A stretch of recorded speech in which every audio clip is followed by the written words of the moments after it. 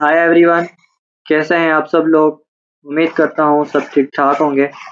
आज की इस वीडियो में हम एमएस एक्सेल के अंदर डेटा एंट्री किस तरीके से करते हैं ये पढ़ेंगे। नॉर्मली तो हम डेटा एंट्री करते हैं, मैन्युअली टेबल बनाएंगे और उसमें इंडिविजुअली हर सेल के अंदर अकॉर्डिंग टू लेबल्स हम डेटा इनपुट करेंगे। लेकिन आज की इस वीडियो में हम क्या करेंगे कि एक फॉर्म का ऑप्शन हम यहाँ पे ऐड करेंगे और उस फॉर्म के थ्रू हम अपने टेबल के अंदर डेटा को एंटर करेंगे।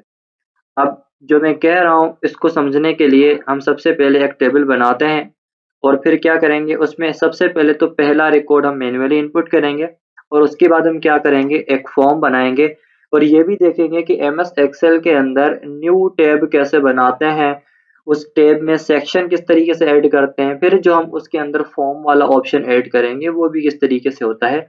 ये सारी चीज़ें आज की इस वीडियो में हम देखेंगे। अब सबसे पहले मुझे फॉर्म के अंदर काम करने के लिए मुझे कुछ डेटा जनरेट करना पड़ेगा, कुछ टेबल बनाने पड़ेंगे, ठीक है ना। तो यहाँ पे मैं रैंडम किसी भी डेटा के ऊपर कोई टेबल बना लेता हूँ। लाइक यहाँ पे मैं लिखता हूँ स्टूडेंट आईडी। यहाँ पे मैंने स्टूडेंट आईडी लिखा और उसके बाद स्टूडेंट नेम, ठीक है, और उसके बाद फादर नेम और उसके बाद डिपार्टमेंट, उसके बाद course and date of admission, ठीक है। और उसके बाद हम यहाँ पे लिख लेते हैं फ़ोन नंबर और उसके बाद यहाँ पे हम ईमेल आईडी या कुछ भी हम यहाँ पे लिख सकते हैं।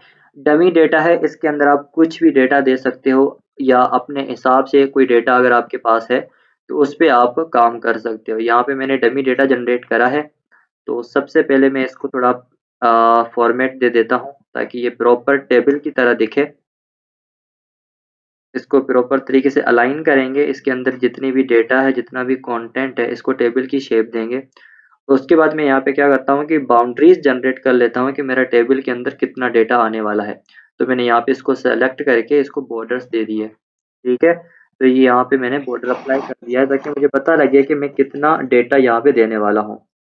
उसके बाद ये जो मेरा लेबल वाला रो है, इसके अंदर जितने भी मैंने हेडिंग्स दिए हैं इसको मैं सेंटर में लेके आऊँगा। उसके बाद इसको मैं थोड़ा बोल्ड कर दूंगा और उसके बाद यहाँ पे मैं किसी भी किस्म का कलर यहाँ पे अप्लाई कर लेता हूँ, ठीक है। ओके, अब ये हमारे पास प्रॉपर तरीके से एक टेबल का हेडर बन चुका है और इसके अंदर हम क्या करेंगे, डेटा को एंटर करेंगे, ठीक है ना। अब देखो कहना मैं क्या चाह रहा हूँ कि सबसे पहले जब भी हम मैन्युअली टेबल पे काम करते हैं तो हमें डेटा मैन्युअली इनपुट करना पड़ता है। लाइक यहाँ पे मैं क्या दूंगा, आईडी दूंगा 101 और उसके बाद नेम दूंगा। लाइक यहाँ पे मैं अली मैंने नाम दे दिया, उसके बाद मैंने फादर का नाम अगर देना है तो रहमान दे दिया मैंने, ठीक है ना। किसी भी किस्म का डेटा आपके पास है, डिपार्टमेंट अगर यहाँ पे आप देना चाह रहे हैं लाइक आईटी दे दें और उसके बाद कोर्स दे दें आप प्रोग्रामिंग, ठीक है। किसी भी किस्म का डेटा आप यहाँ पे दे दें। आपको जस्ट फोकस करना है कि हम डेटा एंट्री किस तरीके से करते हैं नॉर्मली। उसके बाद हम एक नया तरीका देखेंगे डेटा एंट्री का। अच्छा, उसके बाद क्या करना है, हमने डेट ऑफ एडमिशन देनी है। लाइक हम यहाँ पे ईयर ही दे देते हैं, ठीक है। एंड उसके बाद फ़ोन नंबर, कोई भी फ़ोन नंबर आप दे दो डमी, एंड उसके बाद ईमेल आईडी, ठीक है। अब ये आपने डेटा इस तरीके से इस टेबल के अंदर एंटर किया है, ठीक है ना। ये हमारा नॉर्मल तरीका होता है टेबल के अंदर डेटा को एंटर करने का। लेकिन अब हम क्या करेंगे, अब हम फॉर्म बनाएंगे और उस फॉर्म के थ्रू इस टेबल के अंदर डेटा को ऐड करेंगे। किस तरीके से करना है, अब आपको यहाँ पे फाइल वाला टैब नज़र आ रहा होगा, अगर नहीं नज़र आ रहा तो मैं आपको जूम करके दिखाता हूँ। ये हमारे पास फाइल का टैब होता है, इस पर हम क्लिक करेंगे और क्लिक करने के बाद अगर आप नीचे जाओगे तो यहाँ पे आपको ऑप्शंस का बटन मिलेगा या ऑप्शन वाला फीचर मिलेगा, ठीक है ना। ये फाइल के अंदर आपको मिलेगा, ठीक है ना। अच्छा, उसके बाद आपने क्या करना है, इस पे क्लिक करना है। इस पर जैसे ही आप क्लिक करते हो तो कुछ इस किस्म का विंडो आपके पास नजर आएगा, ठीक है ना। यहाँ पे साइड में आपके पास ये ऑप्शंस होंगे और उसके मजीद ऑप्शंस इसके सामने खुल जाएंगे। लेकिन हमने क्या करना है, यहाँ पे कस्टमाइज रिबन वाला ऑप्शन होगा हमारे पास, ठीक है। या तो ये वाला ऑप्शन आप देखें, अगर आपके पीसी में लाइक 2016 वाला एमएस ऑफिस है या 19 वाला है, तो उसमें आपके पास हो सकता है खाली रिबन लिखा हुआ हो, ठीक है ना, या कस्टमाइजेशन लिखा हुआ हो, तो कोई सा भी ऐसा ऑप्शन होगा उस पर आपने क्लिक कर लेना है। मेरे पास 2013 वाला एमएस एक्सेल है, तो इसके अंदर यहाँ पे लिखा हुआ है कस्टमाइज रिबन। मैं इस पे क्लिक करूंगा। इस पे क्लिक करने के बाद कुछ इस तरीके का विंडो मेरे सामने आ जाएगा, ठीक है।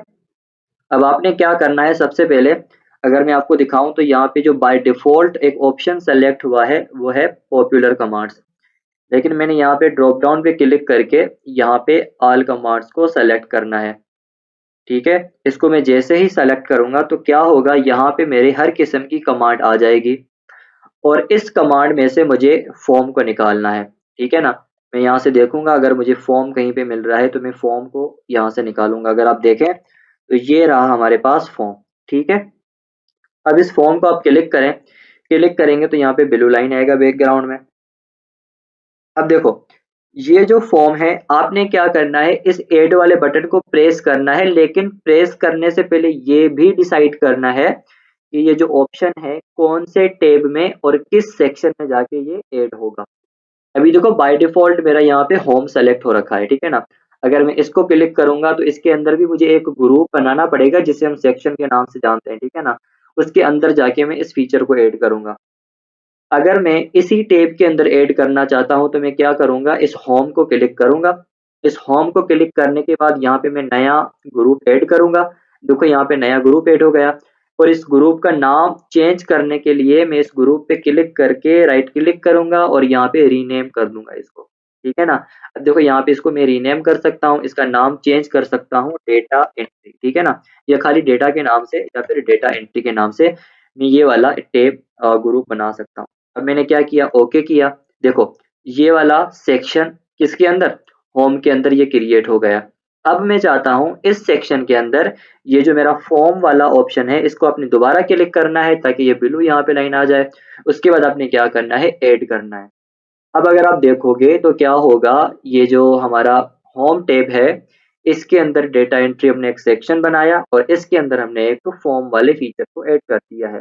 अब हम क्या करेंगे, ओके के बटन को प्रेस करेंगे और हम यहाँ पे देखेंगे तो डेटा एंट्री के नाम से एक सेक्शन जनरेट हुआ है, और उसके बाद इसके अंदर क्या हुआ है, एक फॉर्म वाला फीचर यहाँ पे ऐड हो चुका है, ठीक है। तो इस तरीके से आप क्या कर सकते हो, एग्जिस्टिंग जो हमारे टैब्स हैं इसके अंदर एक नया सेक्शन बनाओगे और उसी सेक्शन के अंदर एक फीचर जो आप ऐड करना चाह रहे हो जो अभी हमने फॉर्म के नाम से किया है तो आप ऐड कर सकते हैं, ठीक है ना। मैं आपको ये भी बता देता हूँ कि अगर आप नया टैब बनाना चाहते हो तो किस तरीके से बनाओगे। तो मैं क्या करता हूँ, फाइल वाले ऑप्शन पे फिर से क्लिक करूंगा, ऑप्शन में जाऊंगा और उसके बाद मैं क्या करूंगा, कस्टमाइज रिबन में जाऊंगा, फिर यहाँ पे ऑल कमांड्स पे क्लिक करूंगा। उसके बाद मुझे यहाँ पे क्या करना है, फॉर्म को ढूंढना है। भाई मैंने फॉर्म को यहाँ से ढूंढ लिया, ठीक है ना। देखो मुझे फॉर्म मिल गया यहाँ पे। उसके बाद मैंने क्या करना है, फॉर्म को यहाँ पे क्लिक करके रखना है ताकि मुझे पता लग सके। अच्छा, अब मैं चाहता हूँ यहाँ पे किसी भी एग्जिस्टिंग टैब के अंदर मैं इसको ऐड ना करूँ, मैं अपना टैब बनाऊं और उसके अंदर अपना ग्रुप बनाऊं, उसके अंदर फीचर को ऐड कर दूं। तो मैं क्या करूंगा, यहाँ पे क्लिक करूंगा ओवरऑल, और यहाँ पे आप देखोगे ना अलग अलग बटन जो है लाइक न्यू टैब है, न्यू ग्रुप है, रीनेम है। तो मैं क्या करूंगा, न्यू टैब वाले बटन को क्लिक करूंगा। इस पे क्या होगा कि एक नया टैब यहाँ पे बन जाएगा। देखो न्यू टैब यहाँ पे ऐड हो चुका है, हो चुका है, ठीक है। अब इसका मुझे नाम चेंज करना है क्योंकि यहाँ पे तो बाय डिफॉल्ट नाम क्या आता है, न्यू टैब आया है। मैं चाहता हूँ इसका नाम डिफरेंट आए, तो मैं क्या करूंगा, राइट क्लिक करके यहाँ पे इसको मैं रीनेम करूंगा और रीनेम करने के बाद मैं इसका नाम दे दूंगा मैं अकॉर्डिंग टू माय फीचर्स। इसके अंदर कौन से फीचर्स होंगे, अभी मैं डेटा एंट्री वाला फीचर ऐड कर रहा हूँ तो मैं यहाँ पे नाम दूंगा डेटा एंट्री, ठीक है ना। डेटा एंट्री का मैंने यहाँ पे नाम दिया, उसके बाद मैं क्या करूंगा, ओके करूंगा। अब देखो ये तो मेरे पास एक टेब आ गया, इस टेब के अंदर एक ग्रुप भी आ चुका है, इसको भी मैं रीनेम कर देता हूँ। यहाँ पे मैं कुछ नया नाम देता हूँ लाइक एड, ठीक है ना, मैंने यहाँ पे इसका नाम दे दिया। अब इस ग्रुप के अंदर मैं क्या करूंगा, इस फॉर्म को यहाँ पे ऐड कर दूंगा। अभी मैं आपको दिखाता हूँ ये किस तरीके से देखेगा। ओके कर दिया, ठीक है। अब देखो यहाँ पे होम के बाद आपको दिखाई दे रहा है डेटा एंट्री का से अब टैब, और इसी के अंदर आपको दिखाई दे रहा है एड डेटा वाला सेक्शन, और उसके अंदर आपको क्या मिल रहा है, फॉर्म मिल रहा है। ये भी हमने किया है। और जो हमने पहले किया था वो हमने होम के अंदर किया था, और होम के अंदर ये डेटा एंट्री के सेक्शन के अंदर फॉर्म वाला ऑप्शन अवेलेबल है। ठीक है ना। अब हमने ये तो सीख लिया कि टेब जनरेट करके या किसी भी एग्जिस्टिंग टेब के अंदर नया फीचर हम किस तरीके से ऐड कर सकते हैं। अब हम बात करते हैं कि इसको यूज किस तरीके से करें। ठीक है ना। यूज करने के लिए आपने क्या करना है, आपका जो टेबल है ना, इस टेबल के जो हेडिंग्स है ना, इसको सेलेक्ट करना है। मैंने इसको सेलेक्ट किया, देखो ये सारी की सारी वो चीजें हैं जो मैं फॉर्म के अंदर ऐड करूंगा। अच्छा, ये मेरी हेडिंग्स हैं, इसको मैंने सबसे पहले सेलेक्ट करना है। सेलेक्ट करने के बाद मुझे क्या करना है, इस फॉर्म वाले बटन को क्लिक करना है। क्या करना है, इस फॉर्म वाले बटन को क्लिक करना है। जैसे ही मैं इस पे क्लिक करूंगा, क्या होगा, ये सारी की सारी चीजें यहाँ पे डिटेक्ट होके मुझे यहाँ पे एक फॉर्म मिल जाएगा। देखो इसमें सिर्फ और सिर्फ वही चीजें आ रही हैं जो मैंने फॉर्म के अंदर बनाई थी। एक टेबल के अंदर स्टूडेंट आईडी मैंने बनाया था, स्टूडेंट नेम बनाया था, फादर नेम बनाया था, डिपार्टमेंट बनाया था, कोर्स वगैरह, और यहाँ पे मुझे अभी वो डेटा दिखा रहा है जो वहां पे अवेलेबल है। अभी हम क्या करते हैं, इस डेटा को न्यू करते हैं। जैसे ही न्यू करेंगे वो वहां पे जाके स्टोर होगा, जो कि ऑलरेडी स्टोर्ड है। अभी हम न्यू डेटा स्टोर करके देखते हैं। मैं आईडी देता हूँ 102, स्टूडेंट नेम देता हूँ लाइक वलीद, उसके बाद फादर नेम यहाँ पे मैं देता हूँ करीम। ठीक है। एंड उसके बाद यहाँ पे डिपार्टमेंट देता हूँ इंजीनियरिंग, या फिर आप क्या करें सॉफ्टवेयर इंजीनियरिंग दे दें। ठीक है, सॉफ्टवेयर इंजीनियरिंग। ओके। एंड उसके बाद कोर्स दे दें आप नेटवर्किंग। ठीक है। एंड उसके बाद आप यहाँ पे डेट ऑफ एडमिशन दे दें 2019। एंड उसके बाद फ़ोन नंबर दे दें, कोई भी रैंडम सा नंबर दे दें यहाँ पे। एंड उसके बाद ईमेल आईडी दे दें, जो कि आप डमी यहाँ पे कुछ भी दे दें, ईमेल आईडी। एंड उसके बाद यहाँ पे क्या करें, इसका फॉर्मेट थोड़ा सही करके। ओके, उसके बाद आपने क्या करना है, यहाँ पे न्यू करना है। जैसे ही न्यू करेंगे ना, तो आप यहाँ पे देखें जो दूसरा डेटा है वो यहाँ पे ऐड हो चुका है। अब इसके बाद आप क्या कर सकते हो, अगर आपने देखना है कि इसी के अंदर प्रीवियस डेटा कौन सा, तो आप क्या करें, फाइंड प्रीवियस। ये वाला प्रीवियस डेटा जो अभी आपने ऐड किया है, इसके भी प्रीवियस देखना है तो 101 वाला मिलेगा।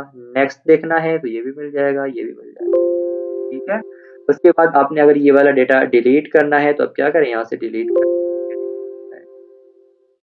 आई होप कि आपको समझ में आ चुका होगा। ठीक है। इस तरीके से आप क्या कर सकते हो, अपने एक टेबल के अंदर, नॉर्मल टेबल के अंदर डेटा एंट्री कर सकते हैं।